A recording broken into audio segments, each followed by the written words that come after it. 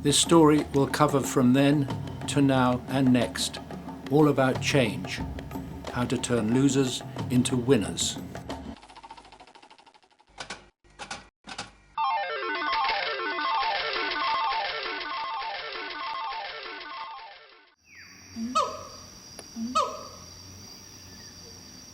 There are over 100 monkeys and apes, primates, in the world. One of them is man, and he has changed his unique home, planet Earth, more than any of the others. Those include the Siamang gibbon and the spider monkey, the squirrel monkey. Is that a fish?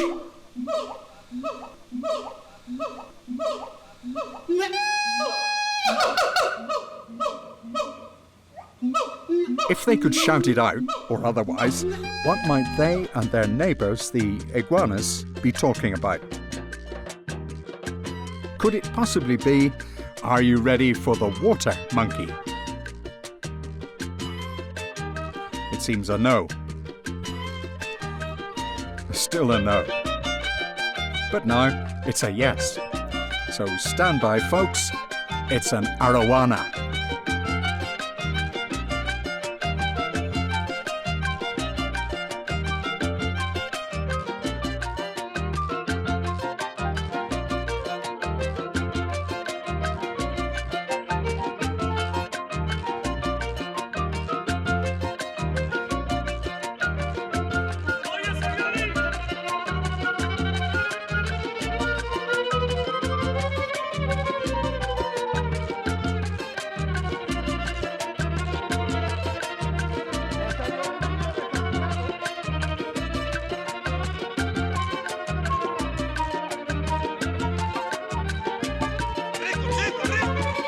This is an extraordinary creature.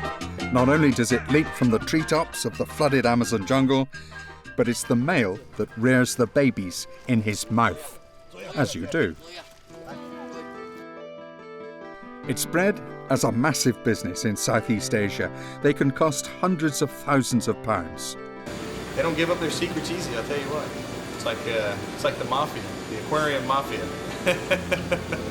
Aquarium fish are the most popular pets in the world, an international trade worth billions of dollars. They're sort of living fossils from the Jurassic era. They've been around for years. They're very graceful fish, quite rare, so rare that they're endangered. Though unlikely to win a Miss Fish beauty contest, arowanas attract a huge fan club around the world and can change people's lives. Its home, the Amazon, where its mighty waters meet and don't mix for miles, is a tourist attraction, as is fishing for it, as millions can see on YouTube.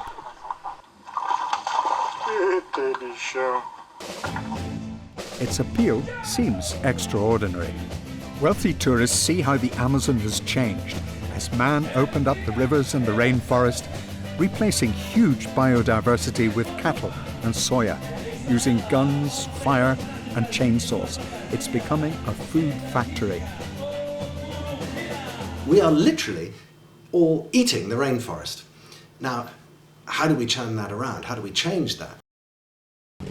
People are clever, sometimes even wise. They can invent shampoo, nets, boats. A fisherman brings his catch back to Manaus on the Amazon. There are lots of people who want to eat the produce of the water too.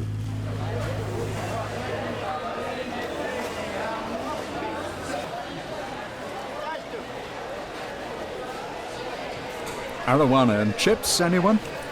Locals love them. The arowana is one of many species of fish on sale at the big fish market in Manaus in Brazil. Before dawn, hundreds of fish are brought in from the Amazon to feed its growing population. This is one tiny demand in comparison to the worldwide consumption of fish, now considered a healthy food. But world fish stocks are hardly so. Both at sea and in freshwater, overfishing is inflicted often by high-tech vessels with sustainability the last thing on their radar, or super underwater sonar. Arowana is a good example of how important this local resource can be to local people who are often poor and depend on fish for their survival. Mountains of prawns can represent huge wastage as bycatch. Often young aquatic life is thrown away dead. Or prawn farms displace vital mangroves where fish used to breed, but their potential is now destroyed. The arowana is a symbol of fish and us.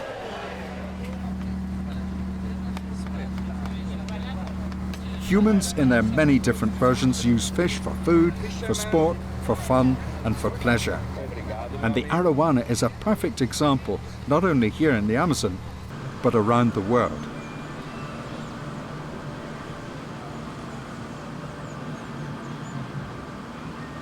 This group of tourists from Europe and America is crossing arowana country to an Amazon experience, whatever that may turn out to be. An interesting species? Visitors from abroad expect the Amazon to be wild and dangerous, probably due to those images of macho men wrestling with alligators and snakes. Well, here's a macho bird, an osprey, an arowana wrestler, if ever there was one, itself a winter tourist from the north, here for the warmth and the fishing, much like some other tourists really. Arowanas can grow very big, too big for an osprey to risk getting his talons stuck into, with the danger of drowning, but small arowana are suitable prey to a whole range of fishing birds, including egrets, which hunt along the shoreline as the sun sets on this Amazon adventure.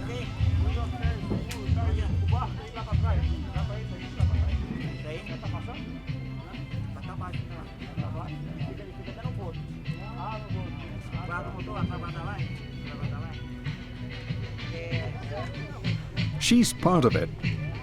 Not exactly in her natural habitat, you might say, but you might be wrong. A buggy awaits.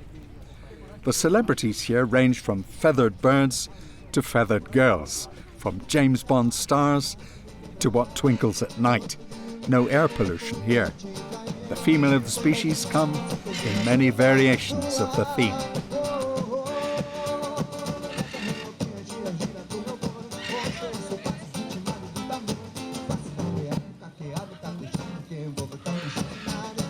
A parrot says, "Welcome." So does a garland. "Welcome to the Amazon." This is what they don't see. From the treetop canopy, home to spectacular parrots so popular with people, to a myriad of butterflies below, also much admired for their colour and gentleness. Some are even see-through.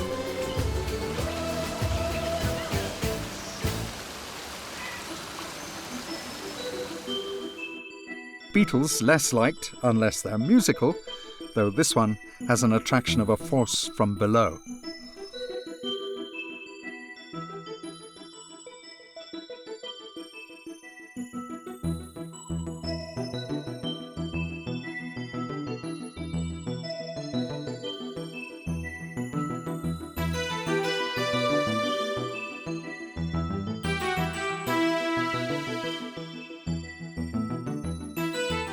The arowana, well known for this ability and agility, is part of the food web.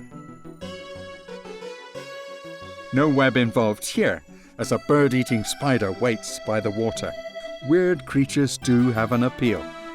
Can they be true? A mata-mata turtle.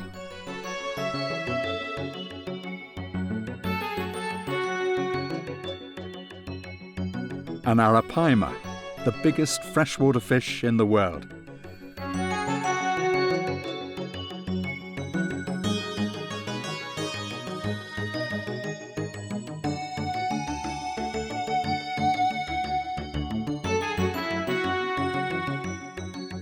Electric eel does what it says.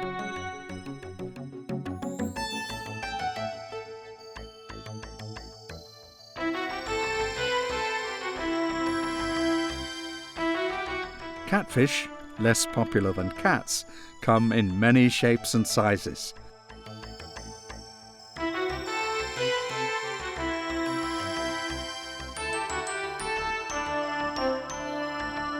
And dogs, little winners, come in the form of wild bush dogs, rarely seen.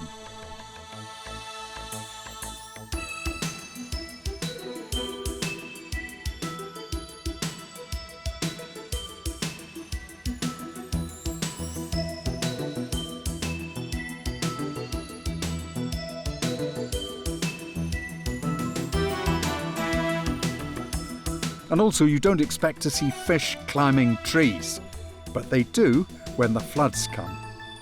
Interesting to us from outside, but to the local people, they've lived with all this, in balance with it for many lifetimes. To them, a big spider, a bush dog, a catfish, an arowana, they're all food. Diversity of animals, diversity of people, ancient and modern. That's what they didn't see.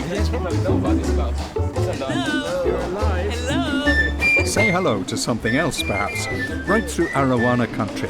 Is this ecotourism? One wonders. It's certainly green everywhere.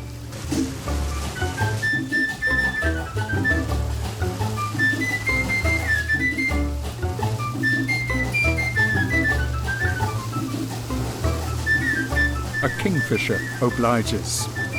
Arowana fry could be on the menu.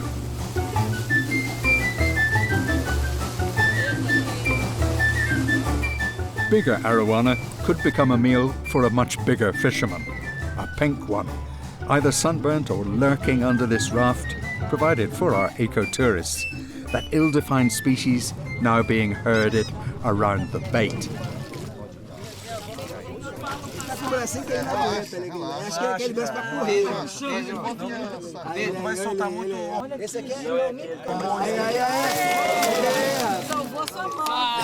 They're fishing for pink dolphins, one of man's favourites.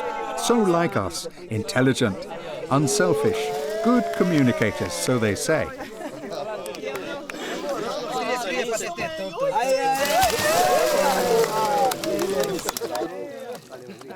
They also eat fish, sustainably. Not like us, most of the time. Due to climate change, the risk of skin cancer is increasing each year. So why do we do it? Going green to turn brown like the locals, or at least pink. Ecotourism, in this case the highlight, is based on a healthy fishery, and it should bring support to nature and the people who live here. Photography is a major industry. Who could go on a trip like this without a camera? One friendly dolphin in the Amazon, or a lion in the Masai Mara Kenyan Diary is worth its weight in gold. The fishes here lay the golden eggs, as we'll see. They support many fish eaters, birds like ospreys, or these terns, or all sorts of herons, attracting all sorts of bird watchers from around the world. Arowana are sought from every direction. Birds from above, dolphins and caiman from below, even tourists with cameras. The local people, who ought to benefit from the much richer visitors, traditionally hunted from above with bow and arrow. Arowana, the water monkey, hunt in the opposite direction, close to the surface, often looking up into the trees for prey, sometimes even bats and birds. Which is around here, where you'd obviously find a swimming pool. Because up there is your typical Amazonian ecosystem, satellite TV and air conditioning. In fact, everything that a modern Tarzan tourist might want in his tree house. Plus Jane, of course. Not content with the richest, most diverse flora and fauna on Earth, you can watch wildlife movies about dangerous animals whilst enjoying a gin and tonic from a minibar up amongst the tree monkeys in a rustic room decorated with plastic roses. Such is the reach of mass communication, you can find out where to grapple with a big arowana. Or for the more arowana sympathetic, the temporary Tarzan can see on YouTube the start of an amazing sequence of surprises as the parent appears to eat its eggs, and then its young.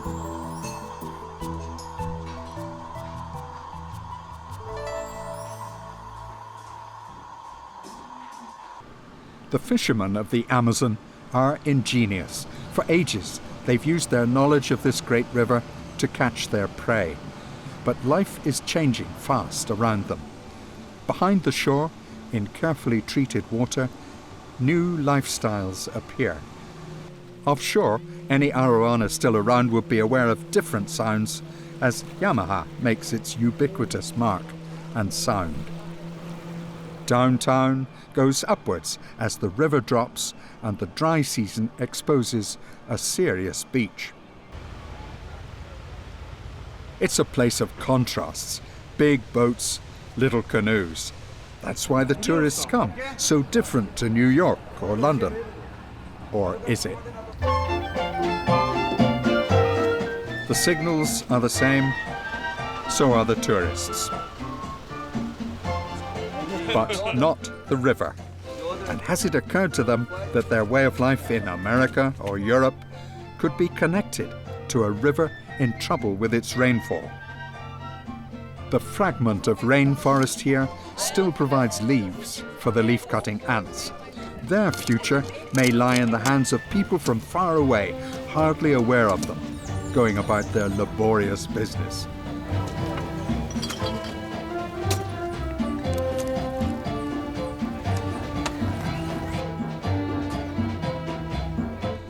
The small creatures that actually run the world. Arriving are rods from other green enterprises, big game fishing. Hopefully the catch is recycled, equals released. If so, there will be more for next time, for someone else. In other words, a sustainable fishery for arowana. For now, they're off to an hotel for a big meal.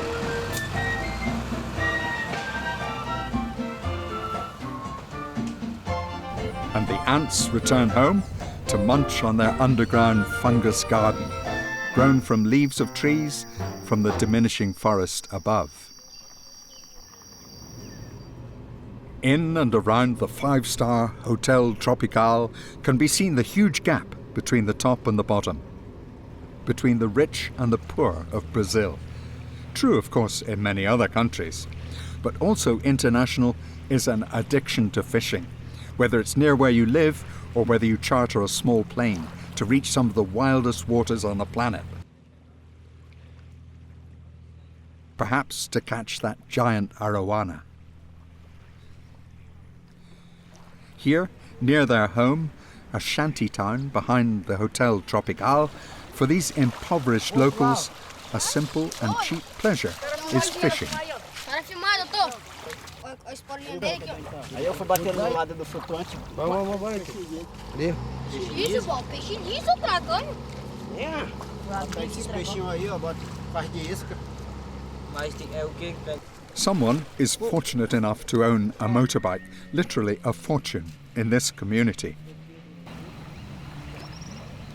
They use various techniques, baited hooks, catching small fish in the hope of getting a bigger one, on lines they hurl into the gathering night.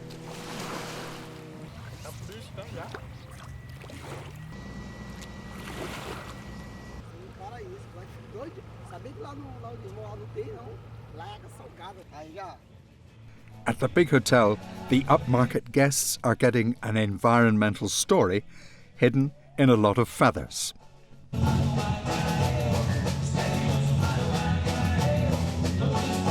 There's a bird, a parrot.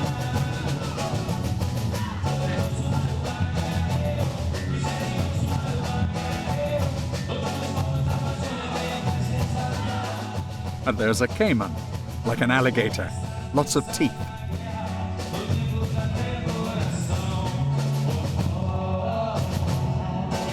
And a butterfly, lots of colour.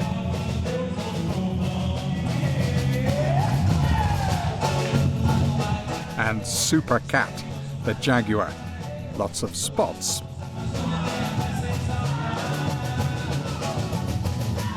So it was across the world's biggest rainforest, a diverse community like no other. And then came man with guns and fire. He took the timber and put cattle on land that soon became exhausted.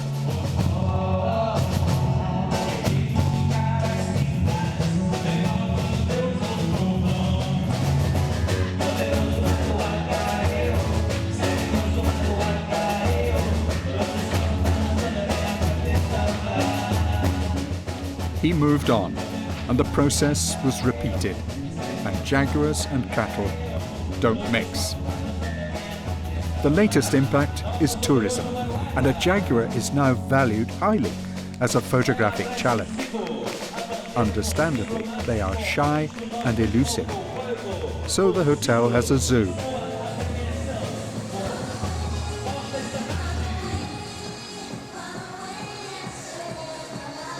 And next door is a pool of people with built-in artificial waves. And next door to the Hotel Tropical is the real thing, the Amazon River and its rainforest, changing ominously. As the guests depart by boat or private helicopter, that tropical sun is hotting up, causing a changing climate that will affect every living thing. Birds, fish, fishermen, food in fact. The rain produced by the forest waters huge areas of farmland to the south of Brazil, a big source of biofuel made from sugar cane. Cars or food, some say. Demand for soya to feed animals we eat is increasing fast, so the soya farmers are coming this way to clear the very forest they depend on for rain. Manaus may seem a long way away now, but the world's fresh water is all connected and crucial to our existence.